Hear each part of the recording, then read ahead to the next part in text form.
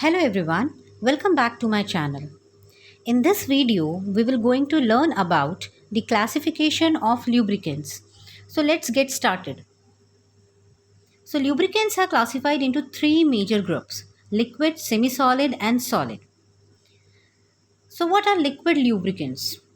Liquid lubricants, they have basically the source from animals, vegetables. So animal oil, vegetable oil, mineral oils, petroleum oil, synthetic lubricants, they all contributes into liquid lubricants. If we talk about specifically, if we talk about animal oil, then animal oil we have tallow oil, whale oil, etc. If we talk about vegetable oil, we have different lubricants from vegetable, castor oil, palm oil, etc. If we talk about petroleum oil, then we have a different fractions of lubricants here. Synthetic lubricants are also very common nowadays. Polyglycol and silicons, etc. are used as a synthetic lubricants. As far as the liquid lubricants are concerned, they are majorly used in commercial purposes. Now let us talk about the semi-solid lubricants. So the most common example of semi-solid lubricant is grease. So semi-solid lubricants are basically formed by emulsifying oil and fat with thickening agent like soap of sodium, calcium or lithium, aluminium at higher temperature. So a semi-solid lubricant is obtained by combining basically a lubricating oil with a thickening agent. So such lubricant is called grease. So lubricating oil is the principal component and it can be either petroleum oil or a synthetic hydrocarbon of low to high viscosity.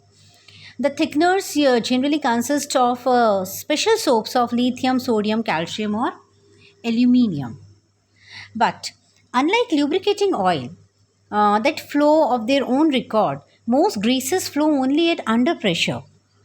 Coefficient of friction also, that is if we compare greases with the liquid lubricant, then coefficient of friction of greases is much higher than that of the lubricating oils.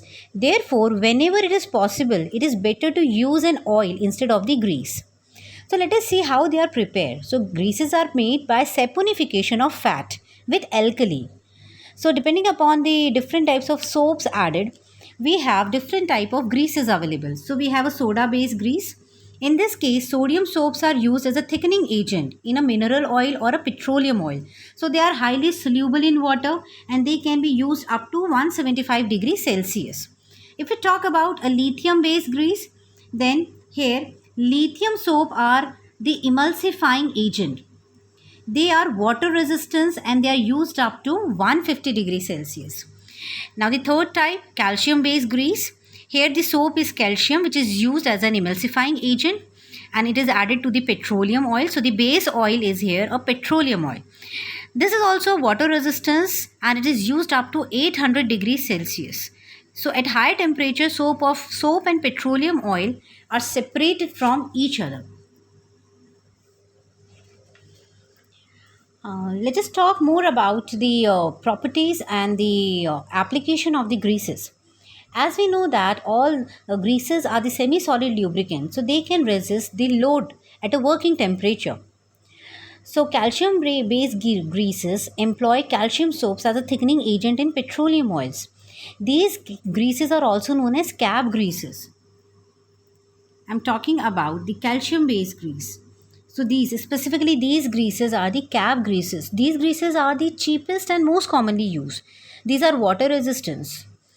If we talk about the lithium based grease, then these greases are used in aircraft applications at extreme heights where the temperature as low as minus 55 degrees Celsius may exist. So lithium based lubricant which is properly formulated can be used as they permit functioning of the control under such conditions. And if we talk about the lithium based grease, or sorry, if we talk about the soda based grease, then these are the greases which are suitable for the use in ball bearings which generates frictional heat. So these were some common application where we can apply these greases. Now let us talk about the solid lubricants. These lubricants reduce friction by separating two moving surfaces under boundary conditions. So they are used either in the dry powder form or mixed with oil or water. So graphite, molybdenum disulfide, boron nitride are the commonly used solid lubricants. They are used under very high temperature and high load. So the most common example of solid lubricant is graphite. So let us look the structure of graphite. Graphite basically consists of number of flat plates made up of network of hexagons in which each carbon is basically sp3 hybridized. The plates are separated from each other by 4 angstrom. So as you can see here in the figure, the plates are separated from each other by a distance of 4 angstrom, and these plates are attached through a weak van der Waals forces of attraction, so that even a small force is sufficient to slide the layers parallel to each other. Hence, it has a low coefficient of friction. It is very soapy to touch. It is non-inflammable and non-oxidized, and it can be used at a temperature around 450 degrees Celsius. It can be used up to very much higher temperature in the absence of air also. It is used in the powdered form or as a suspension in oil or water along with the tannin as a emulsifying agent. You know, graphite dispersed in oil, and it is used in internal combustion engine as it gives a tight fit contact by forming a film between the piston rings and the cylinder, thereby increasing the compression. Graphite is also dispersed in water, and it is useful while where a lubricant free from oil is needed. So it has a multiple uses. We used it as a lubricant in a air compressors, in foodstuff industry, in a railway track joints, in open gears we use graphite. So it has a multiple uses. Now let us talk about the another most widely used solid lubricant, that is molybdenum disulfide. It has a sandwich-like structure in which a layer of molybdenum atoms lies between two layers of sulfur, as you can see here. Here also you can see the distance between these two layers is near about 3.8 angstrom. Again, this distance is 3.8 angstrom. So the overall distance here from first sulfur layer to the another sulfur layer is 6.26 angstrom. So we can say that it has a sandwich-like structure in which a layer of molybdenum atoms lies between two layers of sulfur which are 6 angstrom apart. So molybdenum disulfide is a low shear strength in a direction parallel to the layers due to poor interlaminar attraction. That is why molybdenum disulfide has a very low coefficient of friction. So it is very useful and efficient lubricant. It is stable in air up to 400 degrees Celsius. Again, here we can say that the atoms are held together by the van der Waals forces, as same as that we have seen in the graphite.